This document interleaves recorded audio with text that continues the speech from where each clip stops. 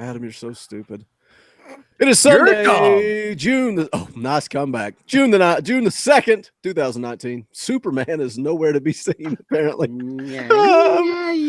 Welcome to ComicCast issue number 146, brought to you by Dwayne's World Comics and Games, 457 East Sullivan Street in Kingsport, Tennessee. They carry comic books, graphic novel, statues, toys, gaming merchandise, including miniature games, board games, and RPGs. Check them out, Dwayne's World Comics and Games, Kingsport, Tennessee. My name is Boogie Bentley.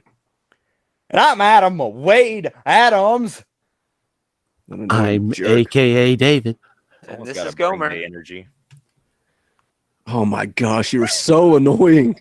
So annoying. Someone's got to bring the energy. And the annoying. We're at ComicCastPod on Facebook, Instagram, and Twitter, wherever you get social with your media. Also, if you are joining us on YouTube, be sure to hit that like button, leave us a comment, and subscribe, or join us in the live chat. In the live chat. In the live chat, bro. I got to update my screen here. What do you mean? For some reason, you're not ready for this, Boogie. Everybody else was ready. Oh my gosh! Wow. For some reason, when I'm in the live chat before it starts, once we go live, it doesn't update. I have to back out. I don't know, bro. It's an Android problem. David, shut your mouth. Go Big Orange. Go Vols. Yeah. Podcast. Yeah. When's the next Talking Vols, Boogie? Soon, bro. Hit that thumbs up. Smash that like button. Why do you gotta smash that like button? You're gonna break it. I hope it gets broken. Hope it gets broken. How's everyone's week? Make like not a ball and give that. I'm not dying anymore. Yeah, you got me sick, bro, through Google Hangouts. I'm sorry you got sick, Boogie, but I did cover my mouth when I coughed. So dude, it's on you. I was on vacation all week, and it started by getting a flat tire. How easy is it to change? How easy is it to change a flat tire? It's very easy. Pretty simple, right? I'm like the dude from A Christmas Story. Time me. It took me 2 hours because for some reason on a Chevy Trailblazer, you can't get under the car and just loosen the spare tire. You got to go through a secret trap door to spin it. And it says to spin it clockwise, but you really got to go counterclockwise. You have to go to Narnia to find the tire and through the portal. Oh man! And then on top of that, once I finally got the spare loose, I was loosening up the lug nuts, and it stripped out. It stripped out the little gimmick, and so now I have nothing to loosen the lug nuts with. Thankfully, an old man at the gym helped me out, and I got my tire changed. Nice. Now I'm on my way. You young whippersnappers, let me show you how it's done. My car doesn't even come with a spare tire. Their excuse is so that they can be more fuel efficient. Because that's what I want, fuel efficient when a tire is flat. It comes with an 800 number you can call when you get a flat tire, which I used. And the tow truck driver said, yeah, man, you should just go buy a tire and throw it in your trunk. And it's also a gimmick because once they tow it, they can only tow it to one place, to the dealership. And then you got to buy your tire through them. Funny how that works out. They charge you double price for it, too. It's almost as though the government and the corporations are in league together to screw me over. They probably are, and that's not the only way they're going to screw you over. I did come home to a mystery box today. Should I open it? Yeah, open it on air. Open it. That's great. That's better than anything we had planned. I legit just got it off the front porch and threw it on the desk here. Nice, yes, dude. The collector's core. Yeah, I thought it was Far From Home, but it's Avengers. So we'll. Nice. I cannot wait to see what is in this. This is hold the contents up, Boogie, so we can see it. I'm trying. I gotta lock the screen on me so y'all can talk. See, I thought that's what it was. I thought it was Far From Home, but that's the next one in 3 months' time. Ooh, not even I'm stealing all this. It's a month from now, dude. Far From Home or whatever. I'm talking about the next box. Oh yeah. What was that? What was that thing? I'm opening it. Calm down. Oh, I thought it was just I thought you already pulled something out. Oh, dude. Oh, he's very excited. It's a medium. I can't wear that. It's my daughter's. It's the Lebowski Thor. Yeah, it's freaking classic, man. Oh, sweet. Very awesome. Nice. And that's a pop shirt, right? Yeah. That's a pop shirt. What else do we got in here? Oh, this is staying with me. I don't even know what it is. What is this? Is this a coaster? I'm very excited. That's for your beer. Yeah, Thick Thor. Whoop. Adam's not even watching. Or is it a sticker? He's doing No. his review. asleep. Is that a sticker or it's a coaster? They look like coasters. Oh, so you put your beers on Thanos. That's pop as well. And then we got 2 pops in here. 2 pops. 2 pops. Can you see them or is it blurry? Blurry. No, it hasn't gotten there yet. I'm watching. Yeah, giant pogs. That's what those are. They're giant pogs. Bring pogs back. I love pogs. Those are shit. Those are like marbles for lame kids. So we got in the 90s. Valkyrie and Cap. Captain Marvel with It's Captain America, I think. with the Mjolnir. The hammer. That's Spoiler pretty alert. rad, dude. I like when they give 2 pops, as long as they don't I don't screw you on the t-shirt. Those are nice too. That is the exclusive one too. That is a high. I think they're both exclusive. No, the Valkyrie is not exclusive. It says it's Marvel Collector Core. Oh, does it? Both of them? Yep. Yeah, they don't give you one that you can't get What the hell? Whatever. at the store. Well, those are both dope. Good job. Cool. What a random start to this podcast. Oh, which are you giving any of those away? Giving any of that stuff away right I now? don't. Give it away for. Look at Give away such the a jerk. t-shirt. Such a jerk. You can't wear the I was t-shirt. trying to do Give it promotion. to Gomer. Gomer can wear the t-shirt. No, it's for my daughter, bro. Calm There down. you go. Yeah, come on. Do you want me to just turn Adam's camera off? Yeah, we should just turn his camera off. Adam, wake up. I think he's Wake catching up. We're doing a podcast, Adam. I think he's Come on, catching that. Adam. Wake up. Did Don't you be get- bad. Did you get your feelings hurt because you tried to talk about something and we talked over you? No. The last thing I remember is about changing a tire or something. Oh and- yeah, that was kind of snoozy. I'm glad we got to That was a while ago. David asked how my week was. I was trying to I communicate thought with my I stumbled friend. into an automotive podcast. Automotive. I just went to sleep. Says the guy who doesn't read comic books. We could do an automotive podcast. I read motion comics. Well, that's not this podcast. Maybe we should hire someone new. Oh no. Fair enough. I believe Jason Comics Misexplained is up Let's for save the this. task. Let's save this for the HR meeting on Wednesday. Let's talk about Swamp Thing, Adam. Something you want to talk about. I didn't watch it. You're not Adam. I know. I know. I Dang. wish. I only wish. Surprise. Only in my I dreams. watched it. Only Well, my that's dreams. great. Not Adam. No, I was able to catch it. I loved it. I loved the kind of horror aspect of it. That one scene in the morgue where they're doing the autopsy was like something straight out of the original movie, The Thing, John Carpenter's The Thing. It was that's a good comparison right there. it was like the whole thing was gross, disgusting. David, did you watch it? Yes, I watched it. Oh, I said okay, cool, surprised. cool. I watched it. Yeah, so I mean, I'm this shocked. is Titans. The Doom third Patrol? Doom. Oh. Well, no, Doom Patrol. But I was trying to think of the animated Young Justice. Yeah. Like so far, everything that's hit DC Universe, video wise, has been quality content. I waited until Swamp Thing came out so I could do the free trial. So I got to watch the first episode of Swamp Thing last night. And you're going to binge Doom Patrol. Yes. Dude, I would watch Titans before Doom Patrol, but that's just my opinion. But there were some things it's got a great horror aspect to it.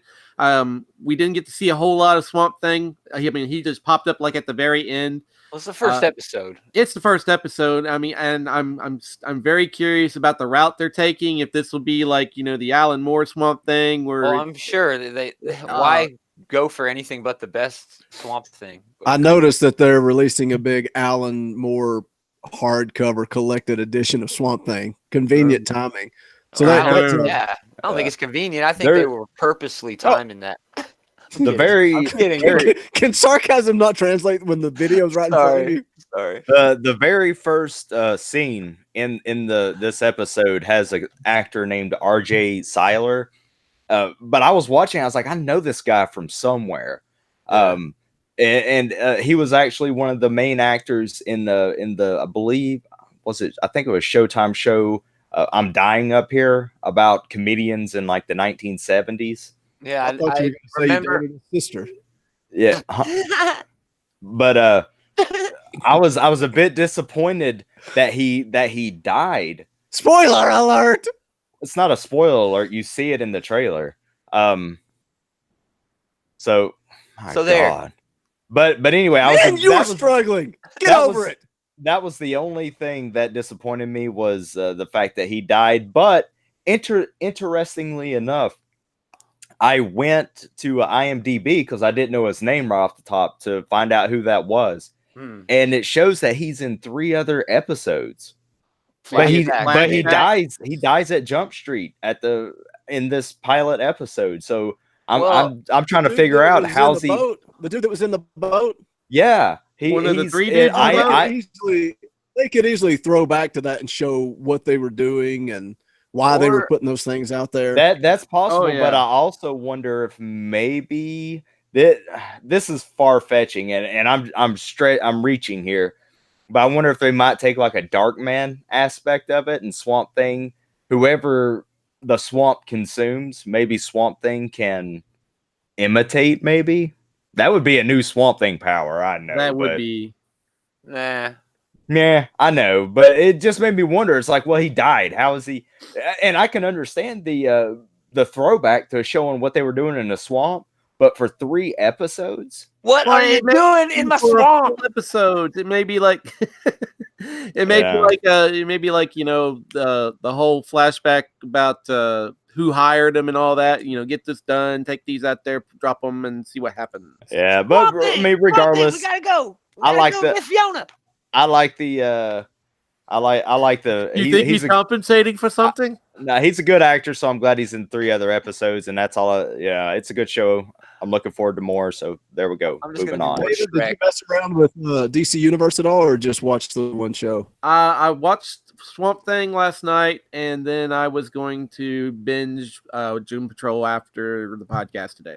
So no, because Comics Misexplained was talking about DCU on their comic core show, and I've never read the comics on there. I just haven't ever fooled with it. He was talking about messing around with it. It is so much better than Marvel Unlimited for reading comics.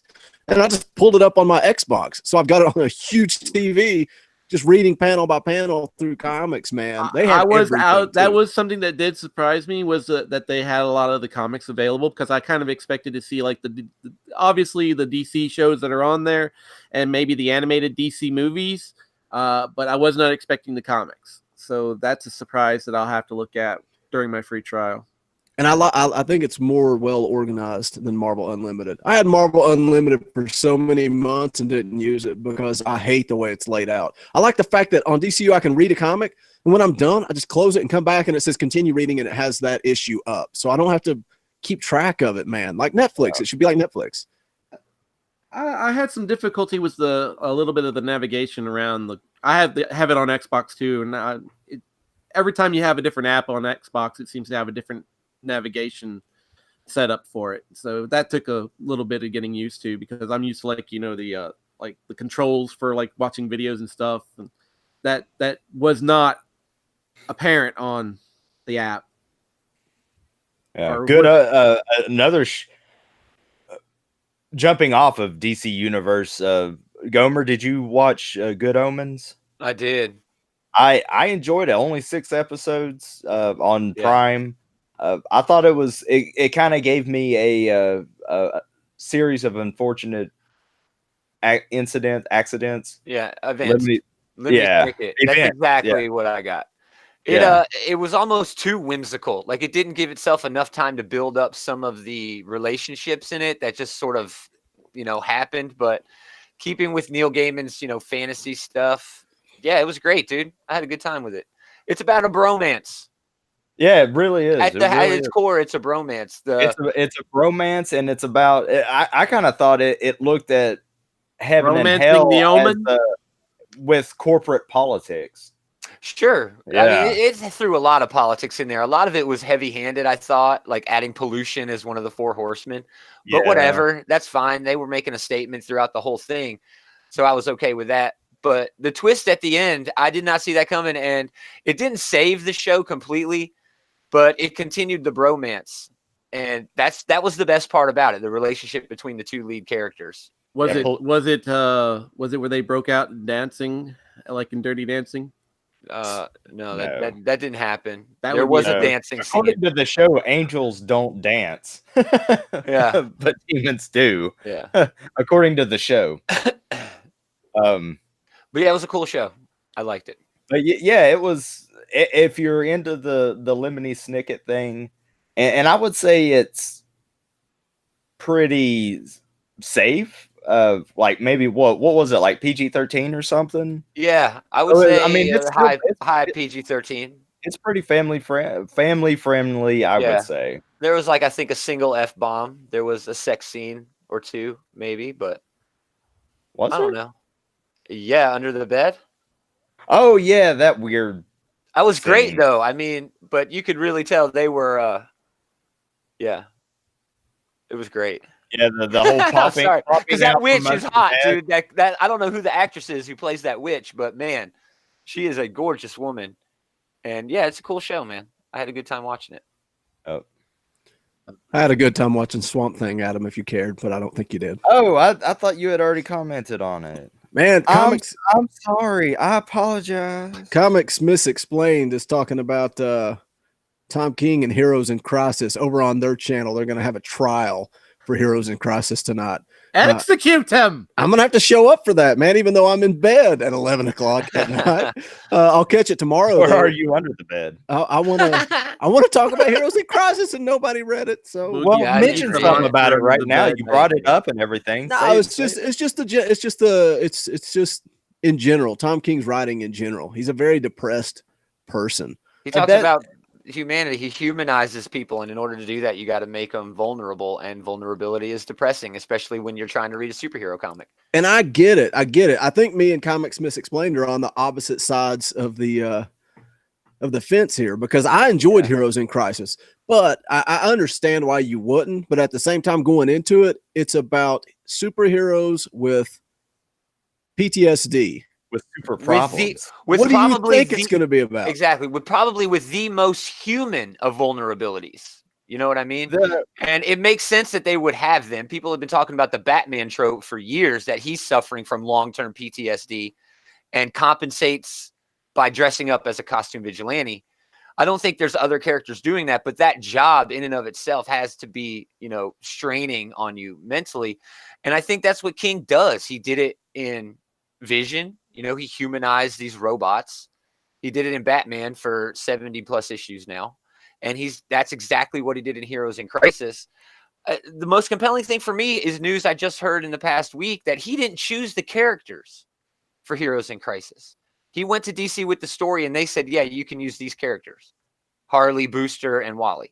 But I think I think we touched on this last week. I think that's why Tom King is better off writing comics like Heroes in Crisis, or like that Vision series that he wrote, or even the Batman and Catwoman series. I think he's better off not writing a main Batman comic book. Let him tell a 12-issue story of whatever he wants to do, man. And if you want to read it, and if not, that's fine too. That seems to be where he's best at. I think so too. Yeah, I'm always of the mindset when it comes to big shared universes like Marvel and DC, all of the books need to be more universe centric. Everything that happens in one book should matter, or at least happen in all of the other books. And I don't think that that Batman is even close to being on the same level as, say, a Justice League when it comes to a cohesive universe, being shared.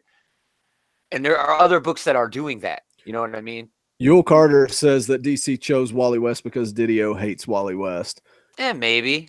The That's thing, continuity is a mess in Heroes in Crisis. Comics Misexplained. I agree with that, and that's what I was going to say. Is I'm not mad at the decision with Wally West.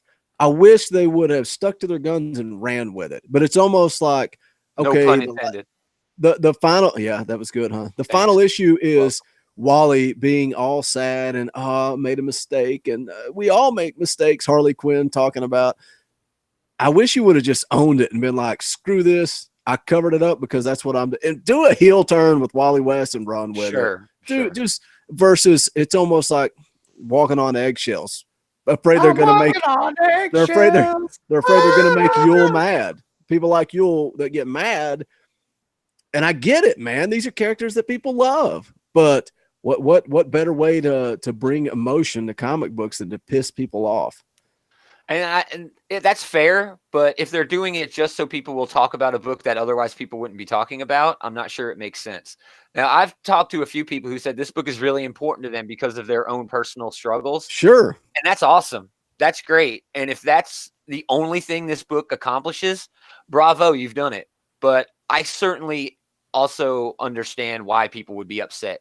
Yeah. If they're fans of Wally and stuff like that. But this too shall pass. You know what I mean? It's comics. It'll be over soon. That's part of what annoys me about it, though. Maybe I'm being a hypocrite going back and forth, but like I said, I want to see what are we just going to forget everything that Wally did and it's fine and we move on and there's no aftermath. Yeah, Comics Misexplained is talking about some of the continuity within the series that doesn't work.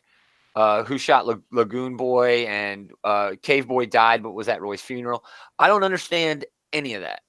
I mean, I've read articles on people reviewing, Heroes in Crisis, and they've brought up those points. I don't understand it either. I don't. Was it like Michael Bay when a Transformer would die in this movie, but then you'd see it like 3 scenes later? Yeah. Whatever.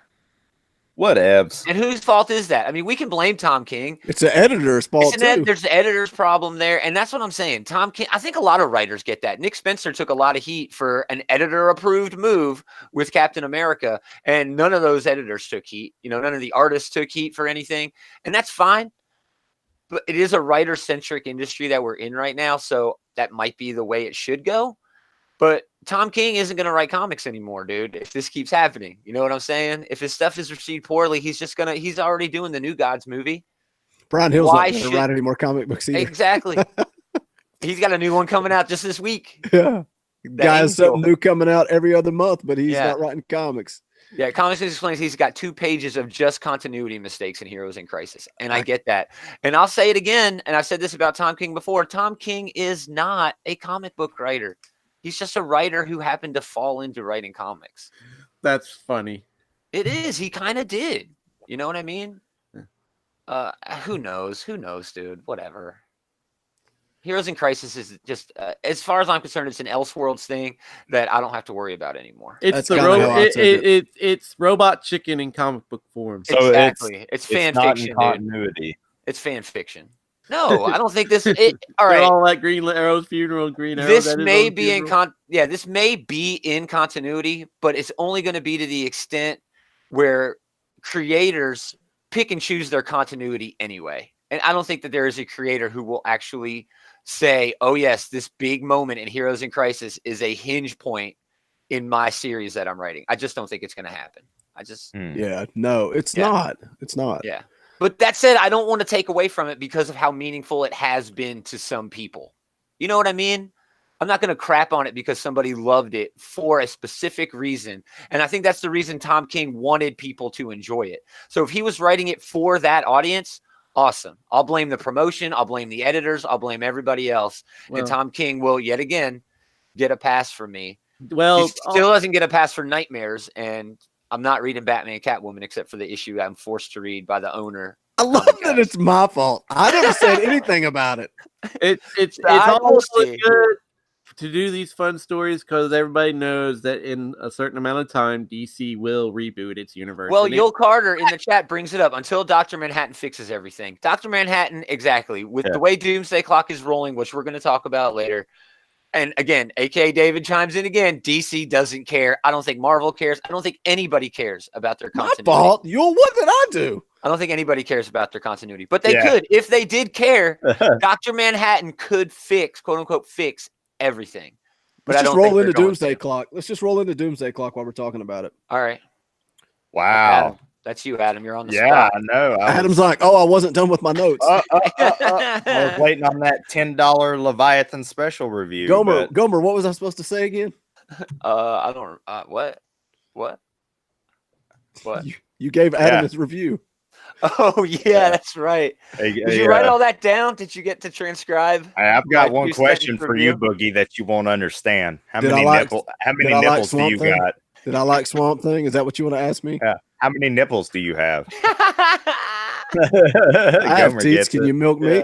All right. Anyway, Doomsday Clock, number 10, written by Jeff Johns. My name is Jeff. Art by Gary Frank and Brad Anderson. I had to say it. Lettering by Rob Lee. No He relation to any other Lee.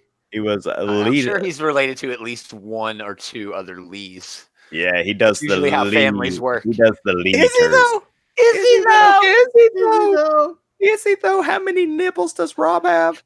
Hey, we got 7 listening in the live chat. Do us a favor, close out the live chat, hit that like button, and jump right back in. And then post how many nipples you have in the chat. So in this book, Dr. Manhattan arrives in the DC universe from the Watchmen universe. It's he arrives in 1938ish. His first contact is with a struggling actor named Carver Coleman. Some nice alliteration there. And Dr. Manhattan fixates on him mainly because he's his first contact in this new universe. And he can't see. He's Dr. Manhattan's essentially blind in this new universe. He can't see the future, the past. He's having to work on being able to see everything he could see in the Watchmen universe. He also discovers Superman in this universe, who he figures out is like the essential main thing that separates this universe from his universe. Is Superman is a constant. And that this universe isn't a multiverse, it is a metaverse. Are you confused yet? Are you keeping up? There is a lot in this one book. And we see through Dr. Manhattan as he jumps, seeing Superman in 1956, 86, 2003, 2009, that his changing origins are part of the DC continuity, and that all the other universes of the multiverse come from this metaverse. Essentially, this universe dictates the multiverse. I think that's a good way to put it, is that this thing is like dictating the multiverse. So I mean, we get through this, and it jumps back and forth in time. This is like this thing is like a DC Pulp Fiction, where it just jumps back and forth as Dr. Manhattan tries to figure out Superman, tries to figure out this new universe, all using Carver Coleman as an anchor to kind of like the main pinpoint as he's drawing the lines out to these different things, trying to put it all together. We get some recreations of Action Comics #1, which is cool. They use the date a lot. The release April 18th, 1938. A lot. Yeah. That was a great way to sort of anchor Manhattan going all over the timeline. Yeah. It all stems back to that one. Yeah, day. exactly. Right. And then we got the Justice Society of America. I love how they're like, we don't need Superman. I like that too. Yeah, they were just because they didn't. No, they were just completely. It was like a circle of a dick measuring contest. It was so funny to me. And then we got Superboy auditioning for the Legion of Superheroes. Yeah, which was a cool scene. All those throwbacks. Yeah. So this and it also, I mean, at the jump we're introduced, we see Carver Coleman's murder, and then through all of this, not only is he piecing together this new universe, piecing together Superman, we're also piecing together how Carver Coleman got murdered, which is kind of anticlimactic once we got to the why of that. It was, but it kind of signified.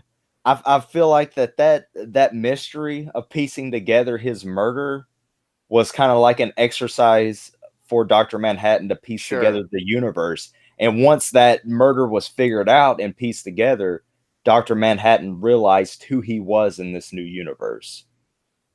I get that. That's the way I took it, but that's it. I'm sure everything I said made no sense, but unless you read it, I just felt like this book was, the way it was put together, the story it told, I'm still loving Doomsday Clock. They can, if this is what they're going to put out, they could take as much time as they want. I don't care, because I like this. I thought this was great. Issue number 1. When did issue number 1 of Doomsday Clock? 2015. November 22nd, 2017. So if that's the only beef we have is the delays, then history will little remember those delays. Watchmen was delayed over and over and over again. People who lived through it. And I've asked people, hey, what was the release of Watchmen like? And they were like, no, it was delayed just like Doomsday Clock is. And I'm not comparing them, but it's hard not to because of the way they run together. So yeah, if that's the only beef is the delays, then that is not a terrible beef to have. We've gone from Mime and Marionette to now a Watchmen issue. This is a Dr. Manhattan issue, jumping around from time and stuff like that. That's what happens. And it's wonderful. It's like we're following along with Dr. Manhattan while he tries to figure out everything that he's not understanding. And that happened in an issue, one of my favorite issues of the Watchmen series. So yeah, this is still cool for me, dude. I'm loving the art. The delays suck, but whatever. Massey's been reading it. He knows what we're talking about. Yeah. It's interesting because it goes back to what Dr. Manhattan said about himself, saying that he's the puppet that can see the strings. Yeah. And so he sees the one string that's the linchpin for all of the DC universe. Yeah. And how it changes every time. But And it's that's always, Superman. and that's a common thread. And that's a huge revelation for the entire DC multiverse, which at its heart has been so important to the DC comic book universe as a whole. But now we know the Prime universe, the one that we all follow, it's actually the center of the metaverse. And everything that happens there is a ripple effect out to all of these other universes that we've known and loved. So that does open up a whole lot of potential for what they can do once Doomsday Clock ends, if they are, in fact, as some of our listeners have been suggesting in the chat, that DC relaunches, does another, reboot, number ones all the way around. Is that where we're going? Is that the end game? I think we have to. You have to stop. You have to end Doomsday Clock with something major. Here's a conspiracy theory for you. DC Comics has dropped their line like 25 issues in the past few months. Maybe that's because DC Comics was not expecting Doomsday Clock to be so damn late. And they've got all of these writers who have built up new number one issues, and they don't want to continue current story arcs. I don't know. Leviathan's around the corner. That's going to be something. Heroes in Crisis is done. Batman's ending early. So why not? I can say one thing, that if DC does not have this already in the pipeline, they should, is a 2-part animated movie of Doomsday Clock. This would make I would definitely. They've done everything else. They've we'll get Zack Snyder to do it again. Well, I mean, that's the live action, right? I know. Yeah, we'll get him to do the cartoon. Yeah, I don't know. You're just not satisfied with the comic book, are you? He's not. I need a motion comic. I gotta have something else. Yeah. This is the best comic ever, but I need something more. Oh my god! And then if I complain about something, they're in the business of making money. Well, this is making money, making a 2-part animated movie off of this great comic book. You're right. This is your money, making money off of you. No, it would make money. It would. Because I would spend, and I hope these last 2 issues we get more Mime Marionette. I want more Mime. And that feels like ages ago. I know it was. It was a very long time ago. What was that? I want an ongoing series with them. It's the year of the villain. Come on, give us the villains that are dope. If they do as you are saying and reset everything and start new number ones, so are the Watchmen characters going to be a major factor in DC Comics? I would say at least the ones that we've had, which is a Rorschach that isn't the original Rorschach, Ozzy, and Doc Manhattan, depending on how Doomsday Clock wraps. And the comedian, ain't he in the Prime? I guess the old comedian came back. But I don't see, but they didn't get to that. Again, it feels like ages ago because it was. Which was weird. Did they even explain how he came? No, that's just said Dr. Manhattan probably brought him back. Yeah, it's something about like Dr. Manhattan brought him to kill. So why couldn't he bring back? Why couldn't he bring back the original? Maybe the original Rorschach comes back. He could. Exactly. Comics Business said there's a lot to wrap up in these 2 issues, and hopefully in 2023 we find out what's going on. Is that when the hardcover comes out? And that's probably when the last issue will come out with the run on this. So we talked about this a little bit in the pre-show. What's going to happen with Dr. Manhattan and Superman? It has to be a screw job, right? It has to be. Exactly. The hints are that Nobody wins. there's a fight, there's a punch, and then everything ends. Dr. Manhattan cannot see past this punch. So either when he punches Dr. Manhattan, it destroys the universe, or he punches Dr. Manhattan and kills Dr. Manhattan. We don't know yet. Or he punches Dr. Manhattan and it reboots continuity. Well, wouldn't that be destroying the universe?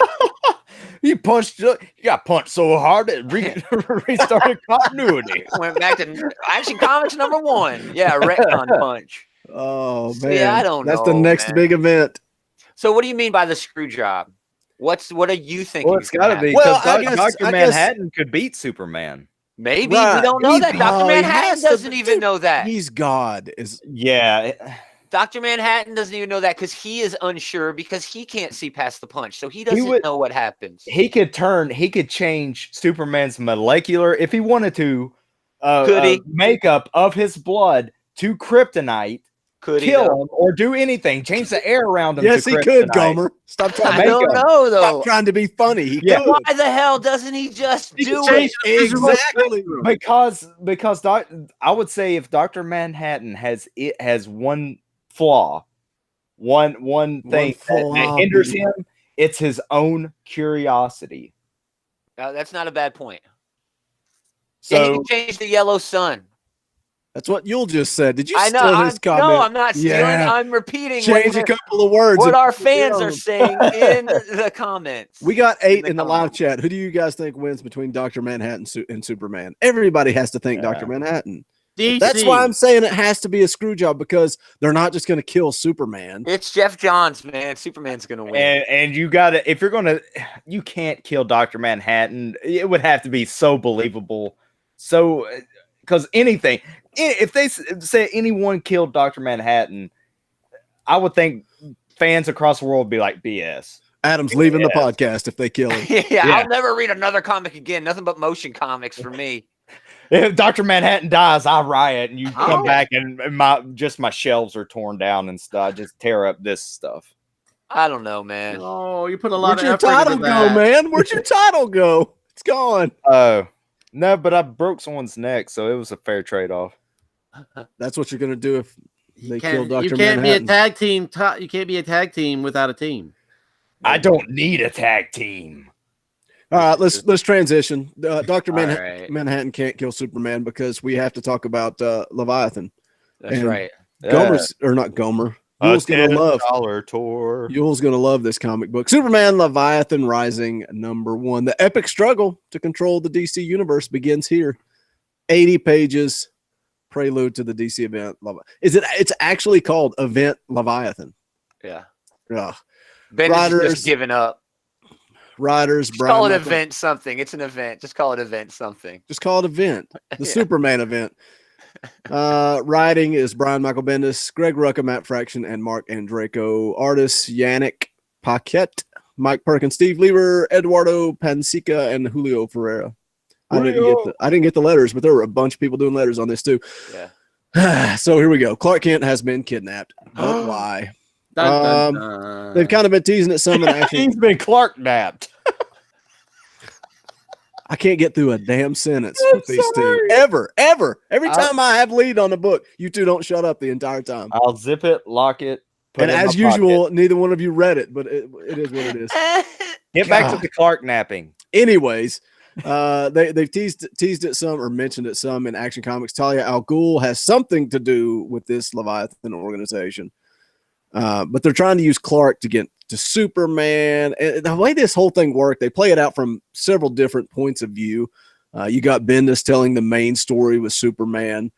In the event itself moving forward, you got Greg Rucka telling this story from Lois Lane's point of view. I liked the Lois Lane point of view in this. I thought it was a little dark. It was gritty. I dug the art, but it was also kind of confusing to me because Clark told her, I'm going to let them kidnap me to try to get a story out of it.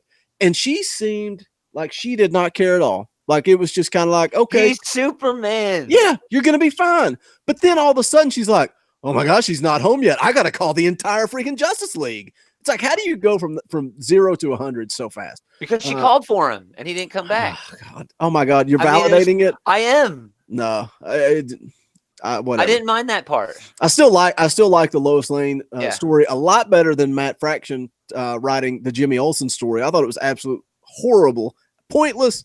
He gets drunk, gets married in Gorilla City, and now has to save Superman after a cat pukes a bunch of blood on him. That cat is actually a Red Lantern. That's that's going that's on. the ongoing Dexstar. character. That- Yeah, Dexstar. but I did not like that story at all. That's fine. I don't think it was meant for me to like either because I didn't care for it either. And then there's a Supergirl story that meant absolutely nothing to me as well. I agree there. I did not like the Superman story or the Supergirl story at all. Didn't care. So my problem with it is it's $10 because you got 4 different writers telling these 4 different stories to plug the tie-ins. Basically, you're going to have a Lois Lane maxi series, a Jimmy Olsen maxi series, and then I guess it's going to tie into Supergirl. The Bendis aspect of this prelude was fine. I like that, we finally get to see Leviathan. I think he looks awesome. He looks straight out of Star Wars, but I still think he looks cool. Yeah.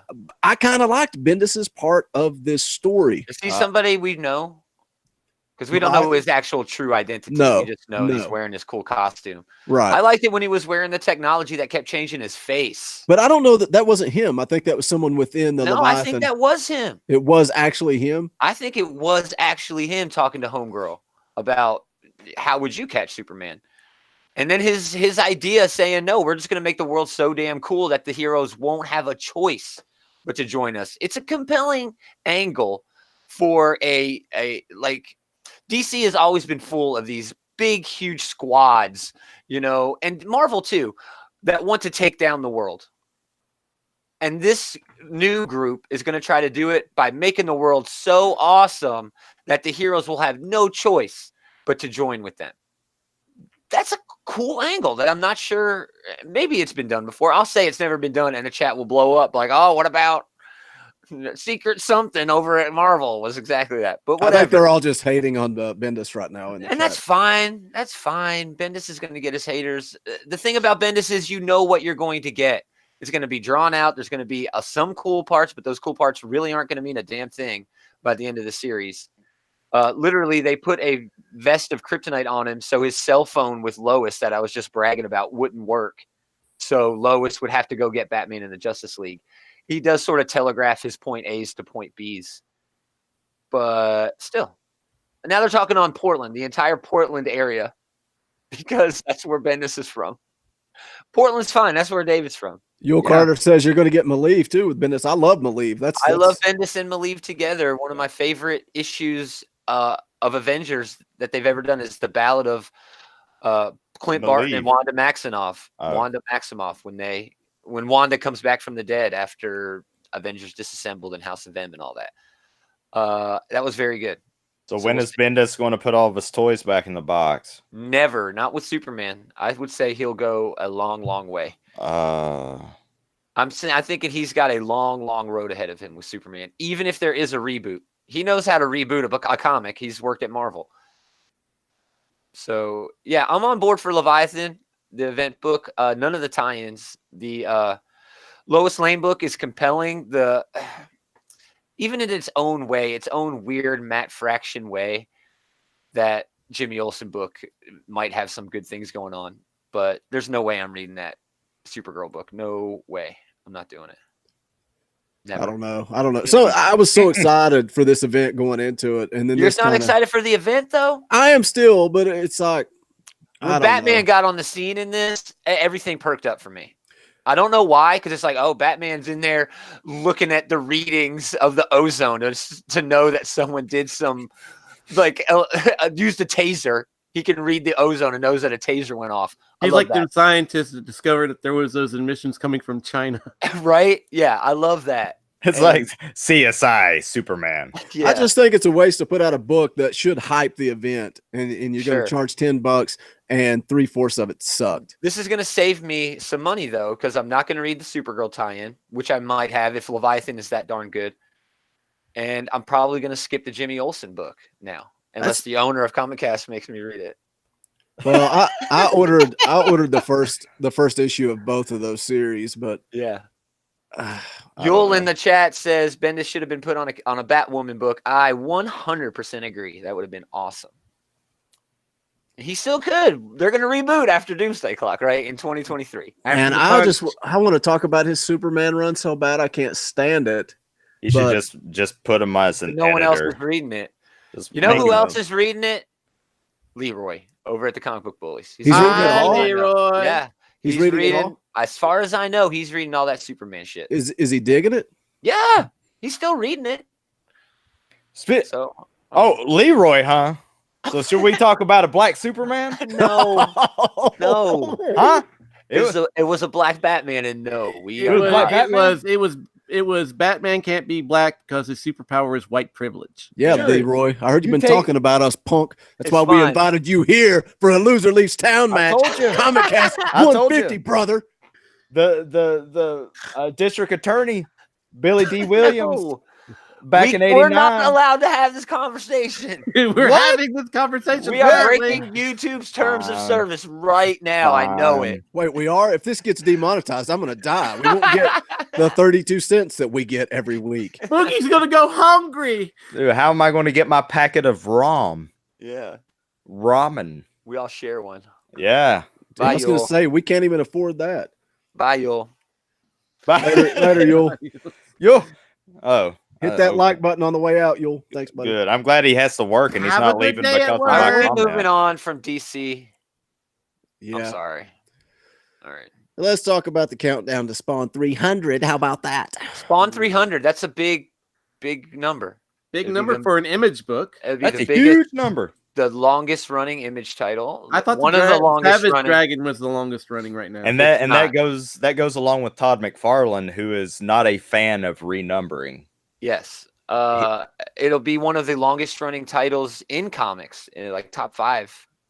You know.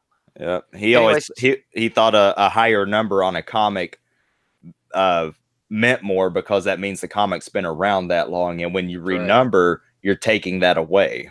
Yeah, you're losing some of that legacy. Yep. Spawn #1 debuted in May 1992 as part of the Image Comics launch, and the character peaked in popularity with that 1997 Spawn feature film. which And now- nobody remembers. No, but you're crazy. That Spawn movie's dope. Michael Jai White, give me a break. Love that crap. John Leguizamo. Love that crap. Well, he was perfect as Yeah, as he the was clown. perfect in it. I kind of the one point I check out is when Spawn's hand turns into like a suction squid flipper to stick to a wall. Yeah, That was Is kinda, that early 90s, late 90s CGI? There's nothing wrong with that. yeah. Though. It fit. It worked for me. For the time. Yeah.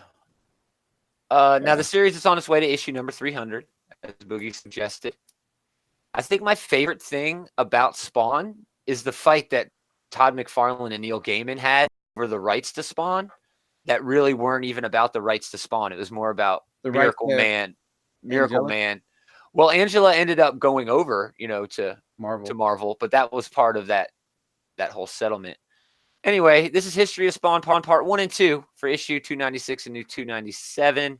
Todd McFarlane, Jason Sean Alexander. David knows him. I Or know his him. sister. He banged his sister or something. I did not bang his sister. I can't believe you said that on the All right. podcast. Okay. Oh my My God. sister. Because David mentioned to me in a previous podcast that we recorded that was in fact the case. No, it wasn't. I remember it. That's what you said. You have a very selective memory like I I don't think do. it's selective if Oh, I'm man. remembering something that did or did not happen. It didn't happen. All right, anyway. Can we just say Sorry, it? Miss Alexander. Okay. Colors by FCO Placencio. His real name's Francesco, FYI. And Greg Menzies did some colors. It's about Rick and Morty. I got it. Number That's it. 50. The whole time. Yeah, we're going to do it in a Rick voice review. Your problem with your Rick voice is you don't belch enough during your. That was too long. That's Adam's Yeah, job. you got to do a Make little it one. shorter. It's got to be like a Yeah, little just bit a of little bile. one, like a beer burp. just a Small bile, beer burp. Yeah. a bile All right. spit up. Rick and Morty number 50. We got a big list of people. Kyle word. Starks, T.D. Howard, Sarah Grayley, Mark Ellerby, Benjamin Dewey, and Josh Trulio on writing duties. Also, most of these people are also on art duties, except for we got a couple of additions here. Andrew McLean, Jarrett Williams, and Ree Aberio. That's a lot of duties. That's a lot of duties. A lot of duty. On the colors, we got Sarah Stern and Nick Figardi. And we got Crank. I guess that's just like, somebody cranks out the letters. So I don't know why that's funny. there was a lot going on in this. This is like the number 50 issue. We got Justin Rowland saying, he couldn't imagine that the comic would have more issues than the show actually has episodes. And it's really interesting that this thing is going on to have a life of its own. Are you going to go beat by beat on this comic with that? No. Voice? Okay, No. Good. Thanks. All right. So it's the number 50 issue. A lot of little stories going on. It was an overarching big story. Morty is sent to retrieve a tool, discovers a sub basement with what he thinks are sex toys. Turns out that these are all his traumatic memories that Rick has removed because Morty does shit and just can't deal with the consequences apparently. Yeah. It's bad memories he doesn't want. End of book. Bad memories he doesn't want. I mean, Morty destroyed a perfect civilization by spilling his big gulp drink. Dude, that was a good one. My favorite one was when he has to go save Rick from the monsters, and the monsters all look like babies. Oh my gosh. I laughed so hard. That was so great. That's some Galaxy Quest stuff there. Dude, right? It was so great. It was just that's it, really. It was just a funny book. It was funny. That's the end of your review, David. Thanks, Gomer. Gomer's like, I'm not letting these go on any longer. I'm stopping this. I did kind of enjoy the last one where it was Rick was chiding Morty for playing a video game. Then Rick plays the video game. Yeah. And then he's like, I'm going to cosplay and do something nice for Morty. And just like terrifies Morty. That wasn't even like a Rick and Morty thing. That was like any family could have that moment. You know what I mean? Yeah. That was very good. That was very, I love it. Boogie, you should have read this. It was hilarious. Have you ever watched Rick and Morty? Nope. Yes. You might not like it. Didn't we talk about a Rick and Morty comic once? We did the D&D. The Rick and Morty. That was actually not bad. Because you know about D&D though. Right. So yeah. But it was good. Rick and Morty is hilarious. Yeah. Not my AD&D. Yeah. Season 3 of Rick and Morty is coming this summer. November this year. People have been waiting hard for that. Yeah. Damn it, Morty. Comics Misexplained just messaged me on Facebook trying to figure out what was going on. He's like deleting his app and reinstalling it. Oh, man. That's Superman. We love our fans. Thank you. Yeah, tune in for episode 150 here in a few weeks. Comics Misexplained is going to be on the show. The comic book bullies from Outright Geekery are going to be on the show. Maybe one of our Patreon supporters is going to be on the show, and maybe Yule. I don't know. We're going to have to work on Yule in the in the private Facebook group. I hate to ask a dumb question, but that's okay. Is this still like record? Are we still good? Yeah, it's still going to get uploaded. We're still broadcasting. It's just nobody can get into to watch it live, so it should. Not even us. And who knows? Maybe this will be the lost show, the lost episode. Like what happened while he was on this journey with Jarrell?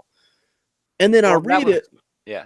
What were we going to say? Go ahead. Well, Jarrell is my beef because he didn't bring Jarrell back, but Jarrell kind of disappeared, and then he inexplicably said that Jarrell was still around. Right? What do you mean? Like Jarrell came back in who was on that run, that Superman run before him? Jarrell came back in the what was it called? But whatever run. But then he was supposedly left, like he wasn't actually there. I don't know. See, I don't know either. Bendis twisted a few things with Jarrell that rubbed me the wrong way too. Well, Jarrell came back. He was going to take John out into space for an adventure. It made no sense why they were doing this. But as they were gone, they ended up in this wormhole. So when John came back, like basically John says, Jarrell's nuts. Your dad is a psychopath. Yeah. So he comes back and he's aged. So now he's like 17 instead of. Isn't that what Bendis wanted? The only reason he had John go into this granddaddy camping trip. And possibly. But what's wrong? Why are people so mad? Nothing at all. People, what the stuff I saw was, oh man, Tomasi worked so hard building this relationship between Clark and Lois and John, and he did. That's what I loved about that Superman run, was the family dynamic. And now they're like, Bendis comes along and just throws all that out the window. So you can't have a family dynamic with a 17-year-old son. Tomasi come and took over before the 1000 issue on Detective Comics and ignored all that. So I mean, that's what happens. It gets shifted around. It's so funny because this conversation we're having right now is genuine, and then I'm looking at my notes, and it says at the very end, it says, it seems to me a lot of people hate on Bendis because it's the cool thing to do. It might be. It really might be. Do you think like who owns Powers? He does. It's creator owned. Creator owned. I wonder if he could bring that into DCU. That would be interesting. He shouldn't. I think he has with like Jinx World stuff, right? He does do Jinx World. That's an imprint now of DC Comics, but I don't think Powers is included in that. It might be, but I don't think he's going back to Powers right now. I picked up Scarlet this week too. It was at Books A Million for like $5-6. The first one? No, the new one. Oh, you got to read that first one first, man. It's I can't. It's so cool. On Amazon, it's like $50. Yeah, it's but so they rad. don't have the paperback. It's only hardcover. Yeah, I think they're going to be redoing those very soon. I guess we should move on with more random reviews. I got Stranger Things 6 #1. I just wanted to mention this because Jody Houser is the writer. Edgar Salazar did the art with Keith Champagne. But we rave about Jody Houser being able to jump into, say, the Star Wars universe with the Age of books and just really make it her own. She did the same thing with Stranger Things. Stranger Things 6 #1. It talks about another character from the institution or whatever that 11 was in. Jody Houser could just pick up, it seems like any franchise, make it her own, but still have it feel like it's part of that universe. She just has a knack for that. I want to see her. Do you think that's where she stuff? I was going to say, do you think that's where she shines, or could she take over a major title at Marvel? I think she could take over a major title, but I think it's kind of a waste because she has such a good knack of making good licensed stuff. I'd like to see her go over to Dark Horse and do some Predator and Alien stuff. That would actually be pretty cool. Yeah, those are some of my favorite series over there. You didn't mention Detective Comics. You said you were going to mention Detective I was going to, but we talked so long about Bendis. The YouTube is back. Oh, cool. good. Cool. Is it though? I can talk about I don't have a lot on it. The Detective Comics. It was refreshing. Was this character in the Detective Comics annual #1? Or is this nothing to do with that? I don't think it has anything to do with that. But this is what an annual should be. Quit giving me 3 to 4 stories that I don't care about. Give me an oversized book. I'm happy to pay $5 for this. It was just your traditional sort of Batman adventure. He's doing everything that you want Batman to do. He's quipping along with Alfred. Alfred makes this book. It was brilliant. It was wonderful. I had such a great time reading that, dude. It was DC's version of the Punisher, though. Yeah, a little bit. He was British, though. It was a British pun. I also read Thanos #2 from Teeny Howard. Yeah, this is good. Not anything fantastic, but you take the last few pages out of that first issue, slap them at the beginning of this, and we are right where we should be, because we're actually getting to see that connection between Thanos and Gamora, and it's, man, why they see the same things, they feel the same things. This is what I wanted, and the art little inconsistent for me, but Teeny Howard, I dig it. Yeah. Amazing Spider-Man 22, The Hunted is just about over. Nick Spencer and Humberto Ramos. Kind of cool here. Kind of a weird sort of ending.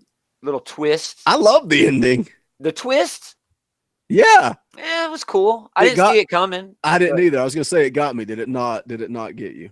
I mean, I was like, oh, okay. I thought it was going to get real dark and he was going to shoot himself for a minute. Oh, yeah, I didn't think that was going to happen.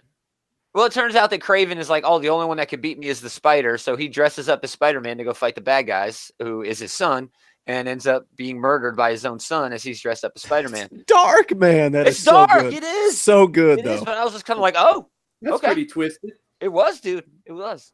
I think we have one more issue of The Hunted, but it's like an epilogue. Didn't how Craven good dress is that up as Spider-Man before? What? Yeah, I Didn't saw he- people talking about that. Did Yeah. that happen before? Yeah.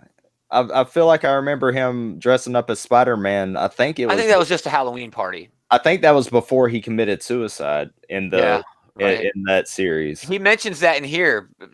Spider-Man at one time is like, "Oh man, the last time you did that, we know what happened. You put a gun in your mouth or whatever." He didn't say that, but he was sort of. That's a mess up panel in that older comic of the vision of Craven with half his head blown off. Yeah, You're talking man.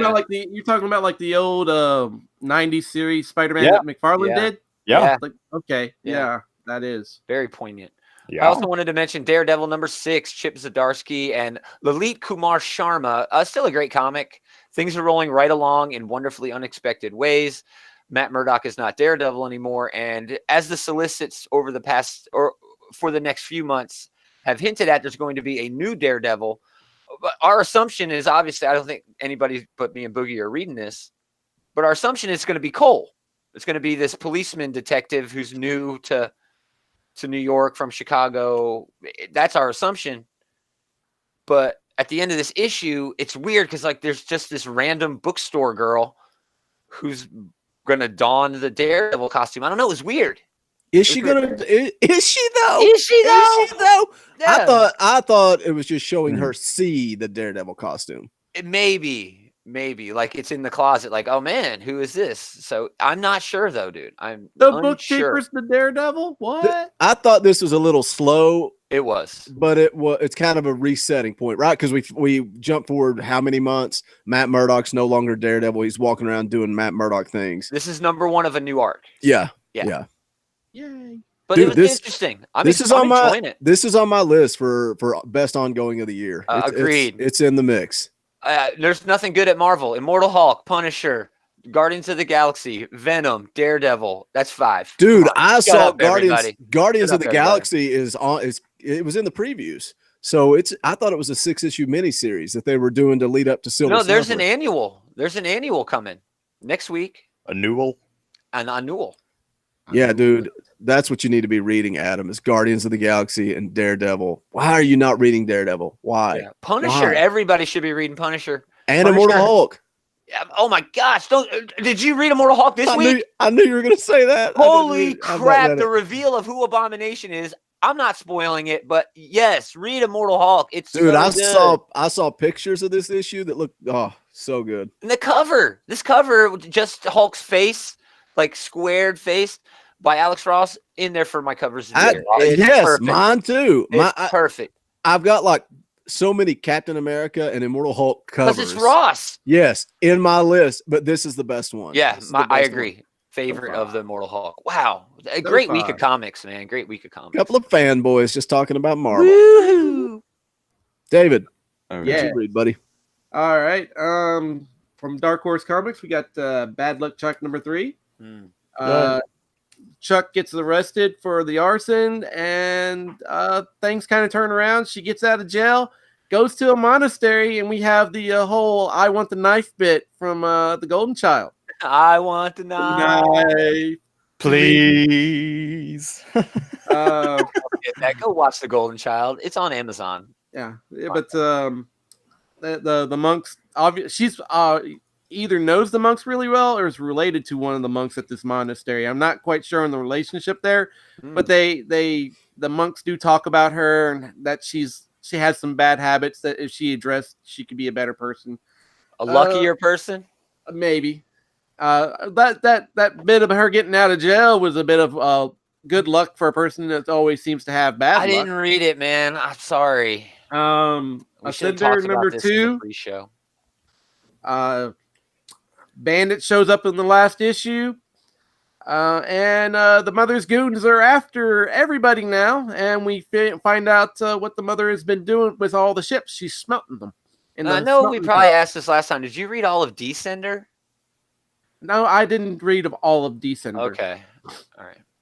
I got off of it. Me Kind too. of. So that's why I really haven't jumped full board onto Ascender, because I still feel like I'd have to finish Descender. She said destroy #1. Kind of a weird issue. I know I picked it for Book of the Week last week and all that, but I couldn't find it.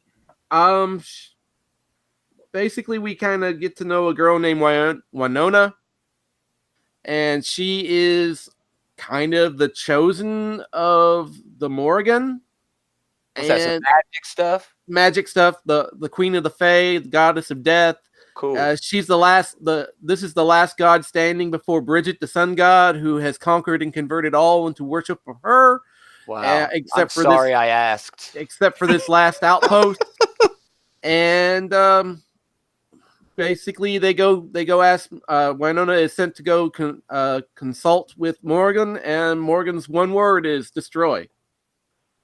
Is she like Groot? That's all she says. That's all. That's the last panel, the last page in the book, and the last bit of text in the book was destroy. She's a Dalek. Exterminate. Exterminate. Should I read this? No. Okay. Because I didn't, and you were like raving about it before it came out. So I was like, man, I really wish I'd have been able to find that so I could talk to you about it. But I'm glad it was garbage. I was hoping for something a little different. And the art was not great. The pacing of the story was good. The art wasn't great. That is the one regret I had for this week, man, was not reading that book. Well, you didn't miss out on much. There, I paid you back. Thanks. Yeah, that's right. The book that kind of took me by surprise this week is a book called Killer Groove #1. And this I thumbed through that. This is essentially a Tarantino film in comic book form. It is. It jumps around so much. It's kind of confusing, dude. It's got a lot of jumping around. It took me a minute to catch on that the lady at the bar is actually a private detective. Yeah. But yeah, it's also got this cool musical theme. It's thematically musical. I don't know. I think there's going to be a better hook later on, but I don't know. It's probably going to read better in trade. Yeah, but there's a lot going on because the book starts off with like these guys trying to breaking into this guy's place, and the guy kind of skedaddles really quickly with some stuff, and at the end of it, the guy shows up. Skedaddle. That's a good word, man. Why'd you got to cut him off? I'm just saying.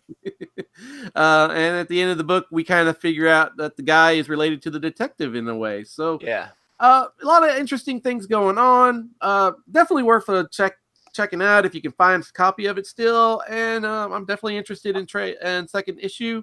Good. And like I said, this is kind of like a Tarantino movie in comic book form right now. So yeah, good read altogether. Good review, man. Is that it, Adam? You got anything? No, I'm still fighting with his review. With what? With YouTube? Yeah, it's dead. Yeah. All right, let's go ahead and jump into the outright geekery.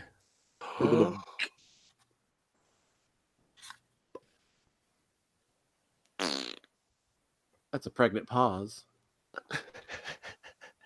OutRightGeekery.com, your one-stop shop for news, reviews, previews, podcast, everything geek at your fingertips. What a great plug! I mean, as the owner of Outright Geekery, or not?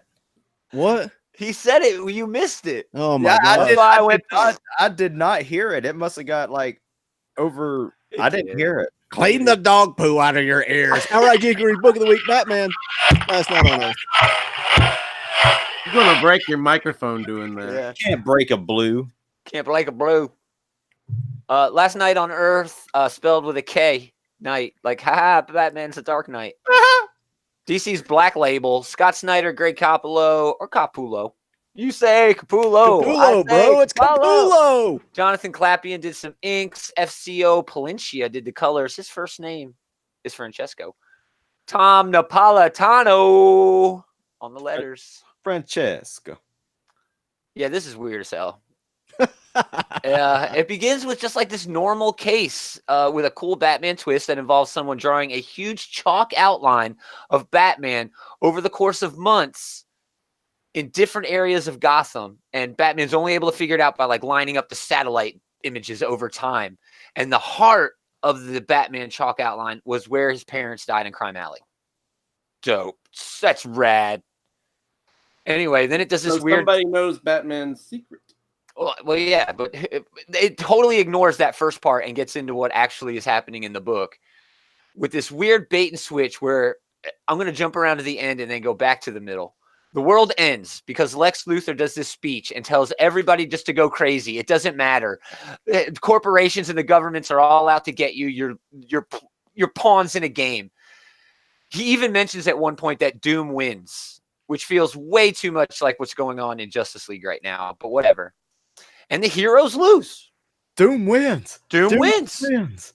So Batman actually died in the beginning of that whole fiasco. And while we are led to believe that Batman is actually in an insane asylum with his villains and training all being excused as hospital workers and just killing time in jail and, learning lots of stuff as he recovers from his insanity from actually being the murderer of his own parents all those years ago. And that's actually like a trope that's gone on. Like, what if Batman is in an insane asylum? That's Batman Beyond with Terry McGinnis. Yeah, that happened. So he's actually all right. The Batman that we meet in this insane asylum is actually the resurrected Bruce Wayne from that weird machine that Scott Snyder introduced in his original Batman run in the New 52. Such a Batman thing to do. It is such a Batman thing to do. And that resurrected Batman was a gift from Wonder Woman who helped Alfred out so Alfred wouldn't be alone. So he could get over his loneliness in this new dystopian world. And this insane asylum was actually like a Matrix. A holodeck. Yeah, that toy maker created for Alfred to try to help Bruce get over him being Batman so that he could just be Bruce Wayne at home kicking it with Alfred. That's weird as hell, dude. It is. But Batman figures all that out. And he leaves the holodeck, right? of a thing. And then he goes out and sees some of this world that we're living in now. That was kind of like Old Man Logan. It really reminded me a little bit of Old Man Logan. There's a lot of parallels of Old Man Logan. At least that Green Lantern, where everybody got a Green Lantern and Mogo being all shut down in orbit. Anyway, on his way to find Diana and the remnants of the heroes and the villains and the people who still believe in good, they have escaped to Gem World, right? Where they are protected. Protected from what? There's an even bigger threat now. His name is Omega. He's got the anti-life equation. So they even have to go deeper. They have to hide even more. All of the, refugees have to escape to Hades. Yes. To escape the horror, right? So Diana... Hell is preferable to this. Exactly. That's the point. Hell is preferable to the dystopian future that they're now living in. Diana wants Bruce to be the Batman for this group of refugees, but Batman is kind of torn. He wants to go and try to face Omega, who is suggested to be a disciple of Batman, maybe like a Robin or a Nightwing. We're not sure. And of course, he decides to leave and go try to whip some Omega's ass. Oh, and by the way, he's carrying around Joker's decapitated head in a lantern. So a very Futurama bit there. What the hell? No, I didn't even get a Futurama feel on it. That makes sense. But yeah, I didn't get a Futurama feel. Do you think that's what's happening? This isn't just some weird like story plot element? Or do you think it's like Richard Nixon's head in a jar? Well, I don't know. At this point in time, I don't know. What? Deadpool carried around his severed head. He did. Bruce Wayne went into the jungle, found a shaman, and he is on an ayahuasca trip. That's all that this is.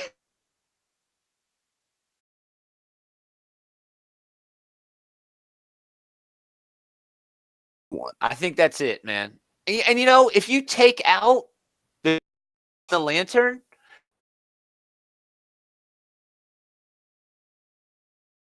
right? There's a lot of things going on. I was always a big fan of the Old Man Logan run, and this feels very reminiscent to that. There's a lot of weird stuff going on in this book. A lot of tropes being touched on. Yeah. Still kind of like the Batman Beyond angle is kind of weird to me, but cool in a way. But yeah, I definitely would pay $3.99 to read the next issue. Well, you'll be paying $8,